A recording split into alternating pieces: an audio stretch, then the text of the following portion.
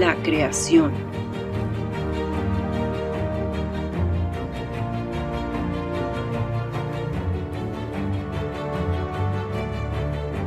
El ser humano. La caída.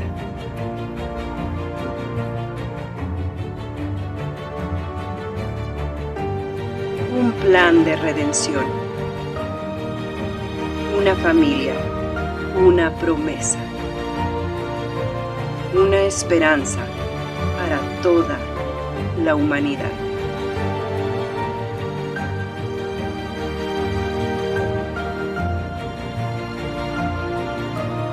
Génesis, donde todo comienza. Bueno, vamos a continuar con nuestro estudio de el libro de Génesis, ¿verdad? La semana pasada hablamos acerca de el error de querer ayudar a Dios, ¿verdad? Creo que quisiera que fuera eso que quedara muy grabado en tu corazón, de la tendencia que tenemos tan fuerte en nuestra naturaleza de no confiar plenamente en Dios y a veces usar nuestra propia inteligencia, nuestros propios medios para ayudar a Dios, y que el resultado de eso muchas veces son cosas más de la carne que cosas espirituales, ¿no? Que un hombre y una mujer que tienen una fe confían en Dios y confían en los tiempos de Dios. Amén. Y también otra cosa que quisiera quedar, porque siento que en mi corazón y en mi espíritu me quedó. A veces, y quiero hablar a los hombres porque estamos en el mes del hombre, ¿verdad? Estamos en el mes del hombre. A veces los hombres, por evitarnos un mal rato, por evitarnos una discusión, por evitar, porque algunas mujeres, ¿verdad?, se ponen pesadas, se ponen difíciles, y por evitarnos eso, no confrontamos y no dirigimos espiritualmente nuestros hogares. Y es un llamado que Dios nos hace, y pudimos ver las consecuencias en Abraham de un hombre falto de carácter, que no tuvo el valor y el amor para dirigir a su esposa en hacer lo que es correcto delante de Dios, y después vienen las consecuencias. También reconozco, y es algo que hemos hablado mi esposa y yo, una de nuestras principales necesidades, y aquí hablo a las mujeres, de los hombres, es tomar nuestra posición de líderes espirituales en nuestro hogar. Es una pena, es una vergüenza que en muchos hogares, si no es que en la mayoría de los hogares, las mujeres son las que aportan la parte espiritual, las que están más preocupadas por las cosas de Dios, y los hombres, ¿por qué no decirlo?, somos más mundanos, mostrarnos menos interés hacia las cosas de Dios. Promesas se cumplan, ¿ok? Continuamos en Génesis 17:1, dice: yo soy el Dios Todopoderoso, yo soy el Dios Todopoderoso, El Shaddai en hebreo, o el Dios de la montaña. Y luego dice aquí algo bien importante, dice: vive, en la Dios habla hoy, en la versión Dios habla hoy, dice: vive una vida sin tacha delante de mí. En otras traducciones dice: vive una vida sin culpa delante de mí. Y algo que es interesante es que Dios no nos llama a vivir una vida sin pecado. Eso es imposible, ¿sí? Pero lo que Dios nos llama es a tener una convicción personal por vivir una vida sin tacha, esforzarnos por ser personas rectas y justas. Yo siempre he dicho que es bien claro cuando alguien está peleando en contra del pecado o cuando alguien practica el pecado, ¿me explico? ¿Sí? Yo recuerdo cuando llegué a la iglesia, era súper majadero, súper grosero, bien mal hablado, ¿verdad? La otra vez les comenté eso a mis hijas, y mis hijas dicen: ¿sí, papá? nunca me han escuchado decir una majadería a mis hijas. Pero cuando yo llegué a la iglesia venía muy mal. Y recuerdo y entendí la escritura y entendí que eso no era grato delante de Dios, ¿verdad? Que de una misma boca no pueden salir, no puedes maldecir y bendecir a Dios, ¿no? Pero recuerdo 2 ocasiones después de haberme bautizado que se me salió y me sentí tan mal. Me sentí, o sea, fue algo, lo tengo bien presente porque me sentí muy mal. Me puse muy triste, pero algo que después pude entender, con el tiempo pude entender, es que me dolió porque realmente estaba esforzándome en hacer la voluntad de Dios. Porque antes no me dolía en lo más mínimo, no me causaba ningún tipo de remordimiento, nada. Podía hacer las majaderías que tú dijeras, las más horribles, y no pasaba nada en mi corazón. Eso es cuando estamos esforzándonos por vivir de una manera que le agrada a Dios. Y como ese ejemplo te podría mencionar cualquier área de nuestra vida, ¿sí? Cualquier área de nuestra vida. Puede ser la pureza, puede ser la rectitud, puede ser la integridad, puede ser el chisme, puede ser el odio, puede ser el rencor, que realmente le estás dando batalla en tu corazón. Entonces hablamos de aquí no de una vida perfecta, sino hablamos de una vida que se esfuerza por vivir sin tacha delante de mí. Y dice aquí, y yo haré una alianza contigo, haré que tengas muchísimos descendientes, ¿verdad? Aquí Dios da la promesa. Continuamos en Génesis 17:3. Entonces Abraham se inclinó hasta tocar el suelo con la frente, mientras Dios seguía diciéndole, ¿verdad? Esto me llamó mucho la atención, que ante la presencia de Dios, Abraham entendió, a ver, estoy delante de Dios. ¿Y qué fue lo que hizo? Dice que se arrodilló, ¿verdad? Tomó una posición de reverencia, de entender quién es Dios. ¿Sabes? Abraham hizo lo que es correcto. Y en ocasiones un problema que tiene el ser humano es que no quiere tomar su posición delante de Dios. No queremos adorarlo, no queremos reverenciarlo, no queremos servirlo, no queremos tener una posición de respeto hacia Dios. Al contrario, hay una soberbia. Hay quienes, y yo fui uno de ellos, que se ponen al tú por tú con Dios, no entendiendo que Él es el creador del universo. Hay tanta soberbia, hay tanta arrogancia en la vida de las personas que a veces nos ponemos a cuestionar a Dios. A veces pensamos incluso que nosotros podemos hacer las cosas mejor que Dios. Y Abraham tomó una posición de arrodillarse. Hace mucho tiempo recuerdo que leí en un libro que me llamó mucho la atención, que aún como cristianos, esto es bien interesante, aún como cristianos, hay quienes se arrodillan, pero en su corazón están parados. Se arrodillan para orar a Dios, pero no están dispuestos a rendir su pureza. No están dispuestos a rendir su integridad. No están dispuestos a sacrificar, a negarse. No están dispuestos a renunciar a su orgullo. Y estás de rodillas, pero en el corazón estás bien parado diciendo, yo no lo voy a dejar, yo no voy a cambiar, yo no lo voy a perdonar, yo no. Entonces algo que tenemos que entender es bien importante. Filipenses 2:10, me encanta esta escritura. En Filipenses 2:10 dice la Biblia. Dice, para que ante ese nombre concedido a Jesús, doblen todas las rodillas, en el cielo, en la tierra y debajo de la tierra. algo que dice la Biblia. Abraham hizo lo correcto, ¿verdad? Vio a Dios y ¿qué hizo? Se arrodilló. Algo que dice la Biblia es que todos, en el cielo, en la tierra y debajo de la tierra, va a llegar un día en que todas las personas van a doblar su rodilla delante de Jesús.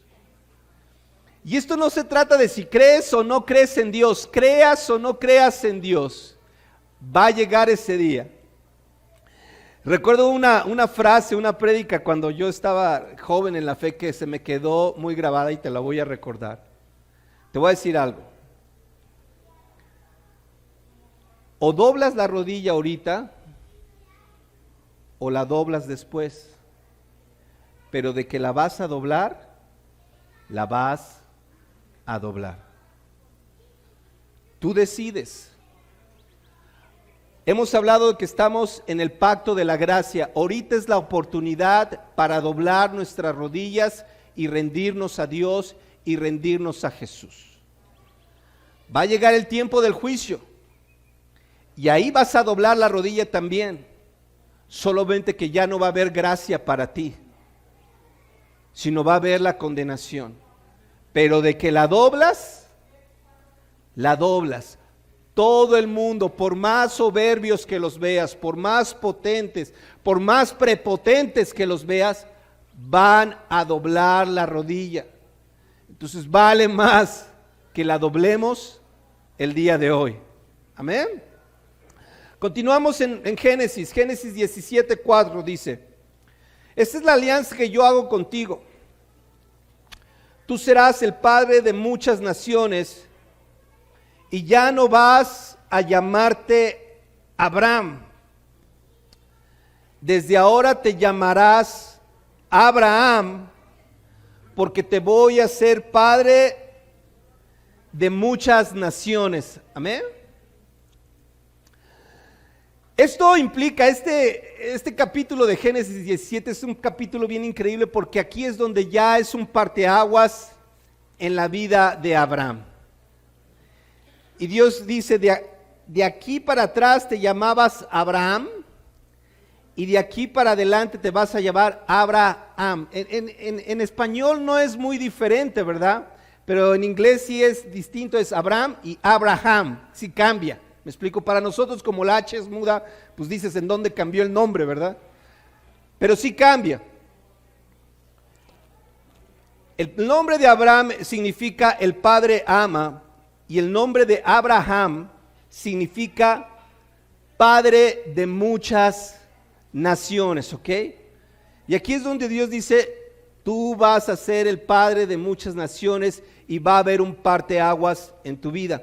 Esto es muy común. En algunas personas, ¿verdad? En algunas religiones, cuando hay un cambio de vida se cambian el nombre. Incluso, ¿verdad? Los líderes de la Iglesia Católica cuando asumen el liderazgo cambian su nombre, porque es una etapa diferente en su vida, ¿no? Recuerdo mucho, ¿verdad? Un famoso papa polaco, ¿verdad? Karol Wojtyła, ese era su nombre. Pero cuando él se convierte en papa, cambia su nombre y es ¿qué? Juan Pablo II, ¿verdad? Algo es un parteaguas en la vida de estas personas. Así sucede, no es algo nuevo. Continuamos leyendo Génesis 17:6. Haré que tus descendientes sean muy numerosos, de ti saldrán reyes y naciones. La alianza que hago contigo y que haré con todos tus descendientes en el futuro es que yo seré siempre tu Dios y el Dios de ellos. Amén. 17:8 dice: a ti y a ellos les daré toda la tierra de Canaán, donde ahora vives, como su herencia para siempre, y yo seré su Dios. Además, Dios le dijo a Abraham: pero tú cumple con mi alianza, tú y todos tus descendientes. Y ahora va a explicar en qué consiste esta alianza. Esta es la alianza que hago con ustedes y que deberán cumplir también todos tus descendientes. Todos los hombres entre ustedes deberán ser circuncidados. Deberán cortarse ustedes la carne de su prepucio, y eso servirá como señal de la alianza que hay entre ustedes y yo. Amén. La circuncisión era una práctica que no era solamente del pueblo judío de Israel. Había muchos pueblos alrededor que practicaban esto de la circuncisión. Pero en el caso de los judíos, de los israelitas, Dios establece que es el pacto, ¿sí? La circuncisión consiste en cortar la carne del prepucio, ¿verdad? Del varón. Y lo que Dios está hablando aquí acerca es una alianza que consiste en que quitemos la parte carnal de nuestra existencia para ser hombres, mujeres, una nación santa que viva una vida consagrada a Dios. Ese es el propósito de la circuncisión. En Deuteronomio 10:16, esto me llamó mucho la atención, dice: pongan en su corazón la marca de la alianza y no sigan siendo tercos.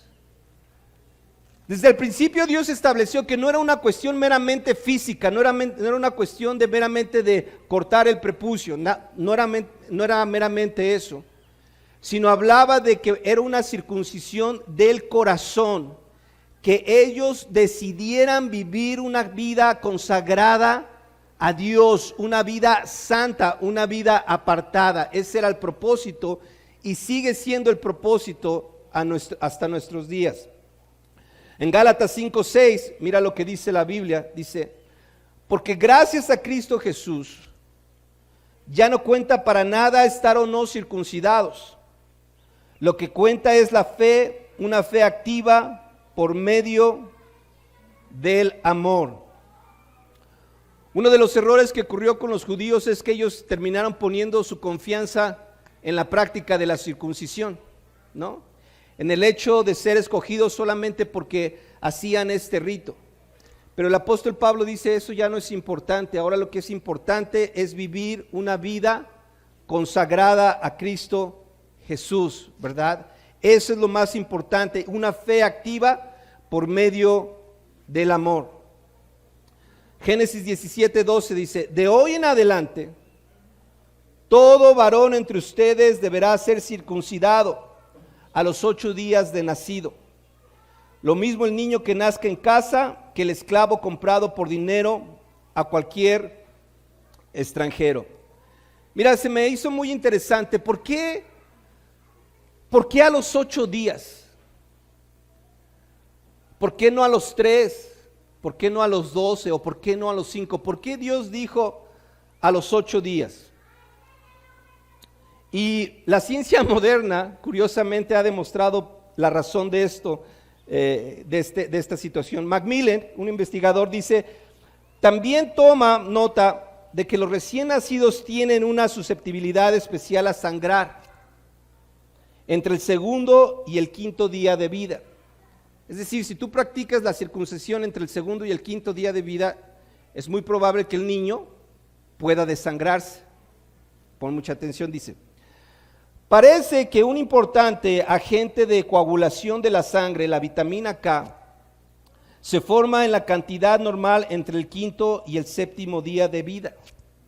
Dice: otro agente de coagulación de la sangre, la protrombina, se encuentra en sus niveles más altos en los recién nacidos precisamente en el 8º día, por lo que este es el día más seguro, el día perfecto para circuncidar a un bebé.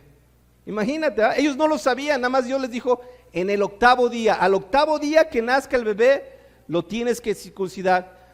Pero aquí están todas las razones, ¿no? Era el mejor momento donde el niño estaba más protegido para poder ser circuncidado, para poder sanar, para poder cicatrizar y no desangrarse. ¿Ok? Continuamos leyendo. Génesis 17:13 dice: tanto el uno como el otro deberá ser circuncidado sin falta. Así mi alianza quedará señalada en la carne de ustedes como una alianza para toda la vida. Es decir, la alianza que establecemos con Dios no es una alianza para un rato. No vengo a la iglesia unos 2, 3 meses, ¿verdad? Y ya se me quitaron mis problemas y ya se resolvieron las situaciones y ya me voy de la iglesia. O vengo unos 5 años, aderezo mi vida, ya que vi que no tengo mis juguetes, entonces me voy. Dice que es una alianza para toda la vida. Dice así: mi alianza quedará señalada en la carne de ustedes como una alianza para toda la vida. Pero el que no sea circuncidado deberá ser eliminado de entre ustedes por no haber respetado mi alianza. Es decir, si tú no eras circuncidado, era que tú decías: yo no quiero vivir en una alianza con Dios, yo no quiero tener una relación con Dios, yo no quiero obedecer a Dios, yo no quiero hacer la voluntad de Dios. ¿Me explico? Un problema al cual nos enfrentamos el día de hoy es que las personas no quieren tener una alianza con Dios. Crees en Dios, pero no estás dispuesto a hacer la voluntad de Dios. Quieres creer en Dios, pero no estás dispuesto a respetarlo.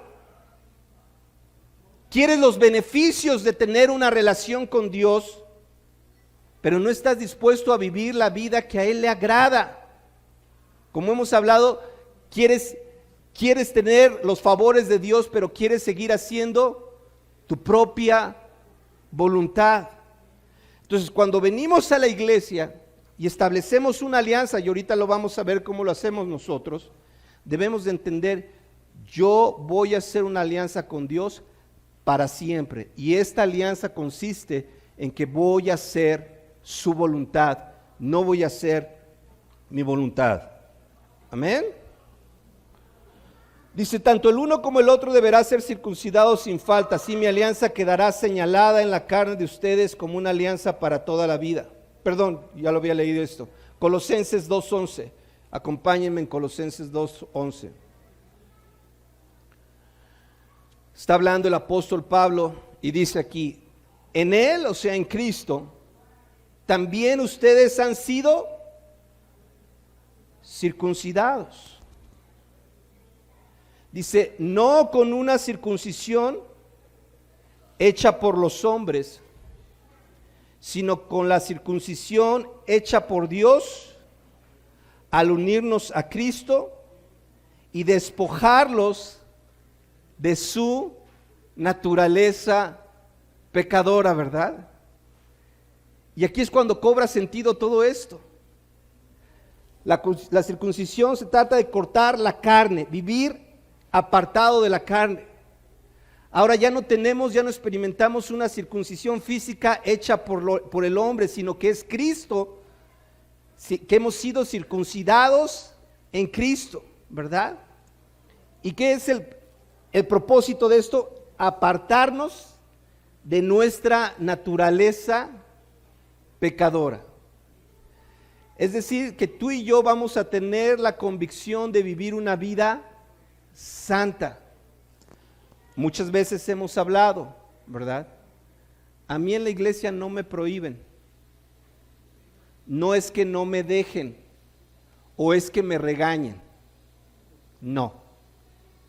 No podemos caminar así en la iglesia. Es que no te dejan. No, no es un problema. No es que no me dejen. Es que yo voluntariamente he hecho una alianza con Dios para apartar mi vida del pecado y vivir una vida consagrada a Él. No es que no me dejen tomar, yo puedo tomar, pero yo he decidido no hacerlo porque es lo correcto delante de Dios.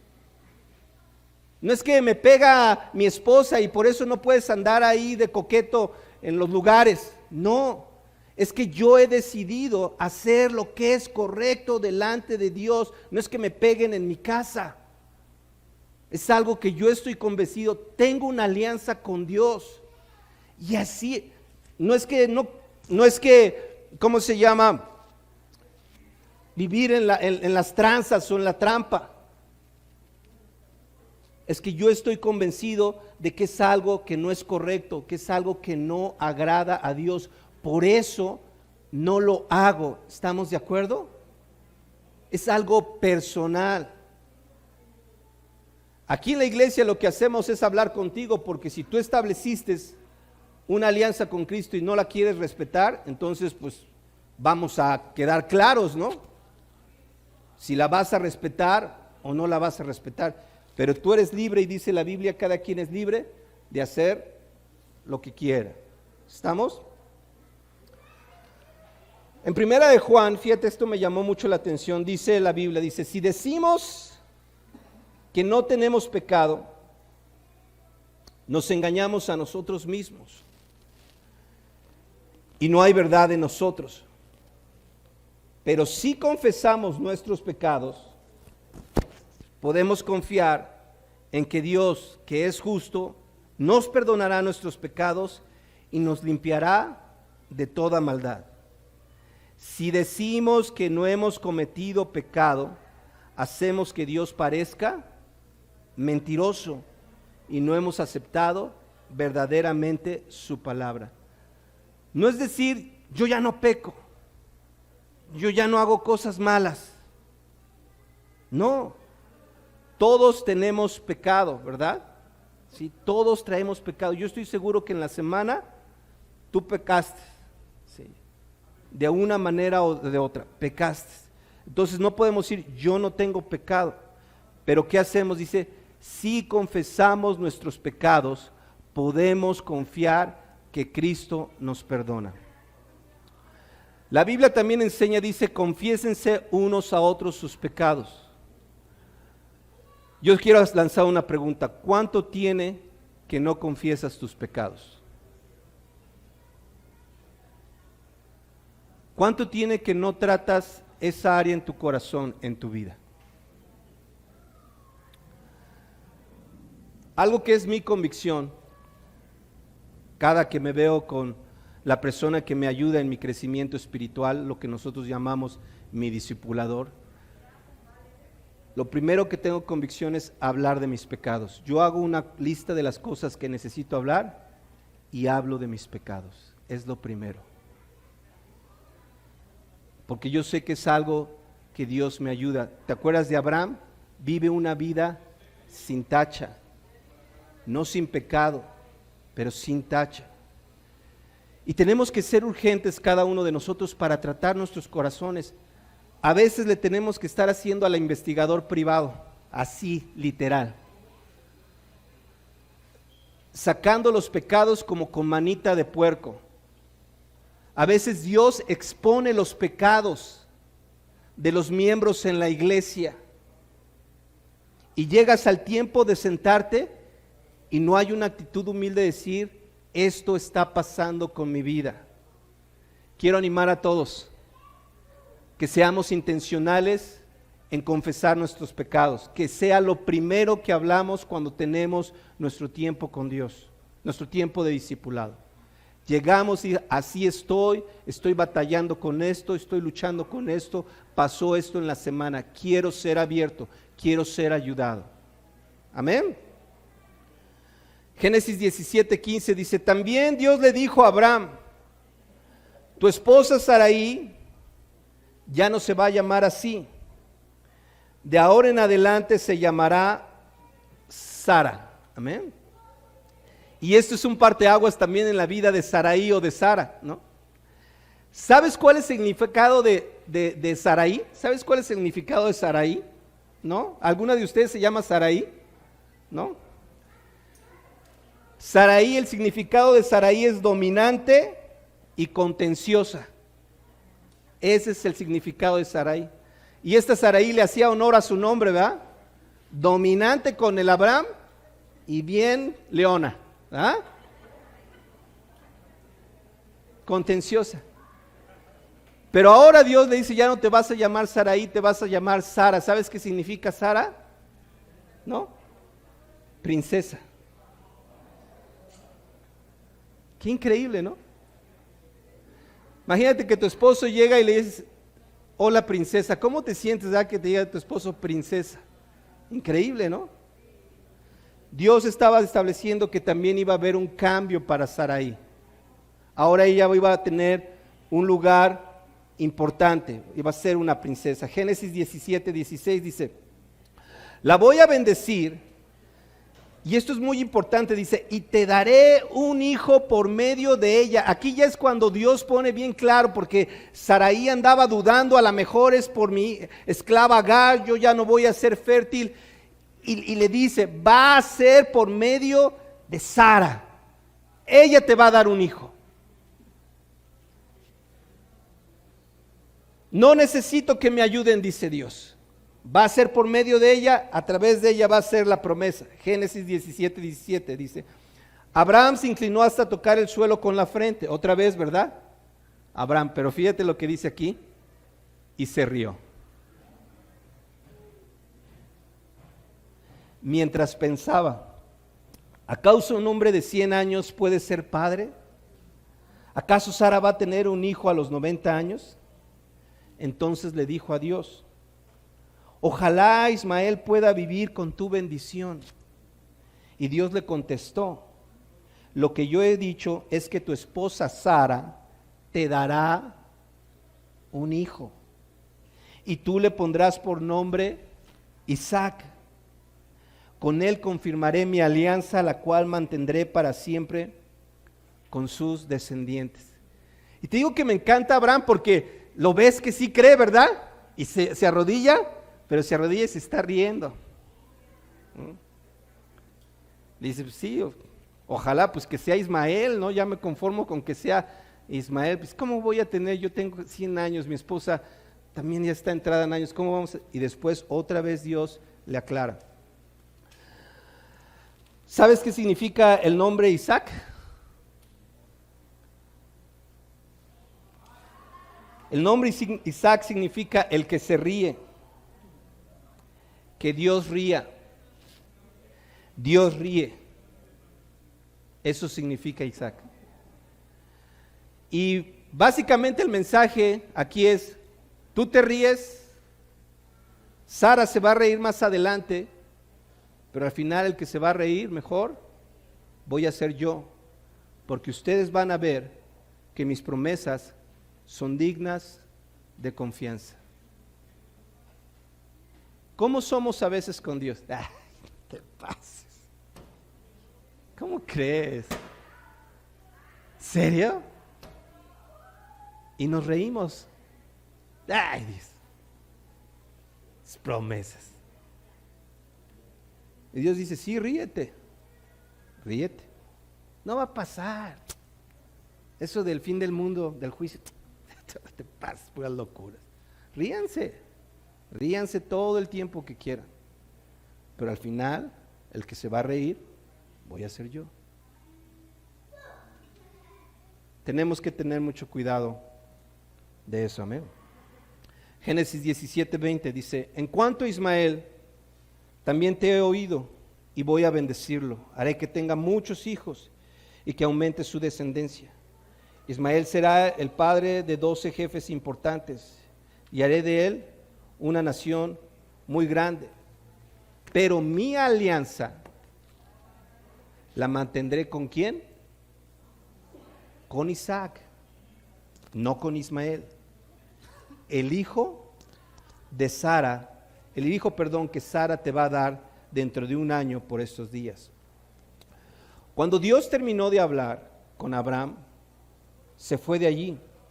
Ese mismo día Abraham circuncidó a su hijo Ismael, que tenía 13 años para ese entonces, y circuncidó también a todos los siervos nacidos en su casa y a los que había comprado con su dinero.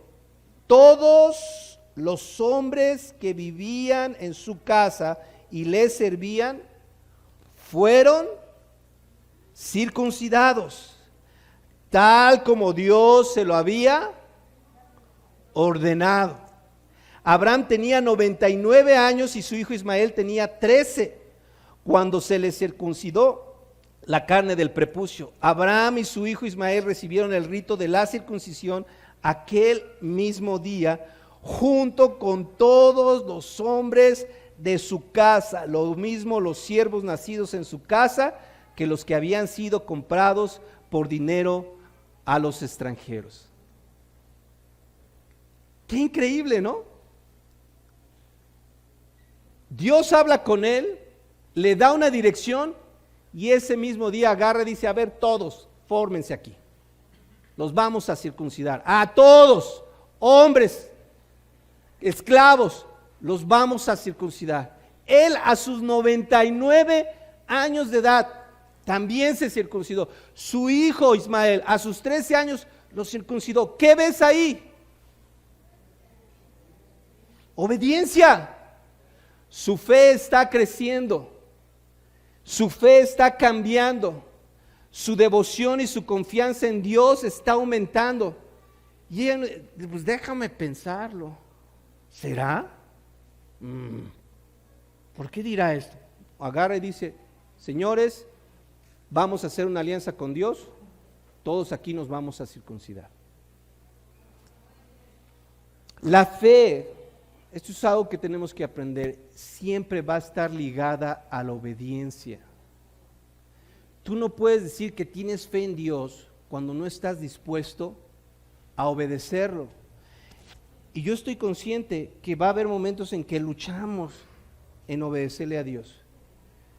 Pero un síntoma de que estamos madurando nuestra fe es que cada vez nuestra obediencia es más pronta.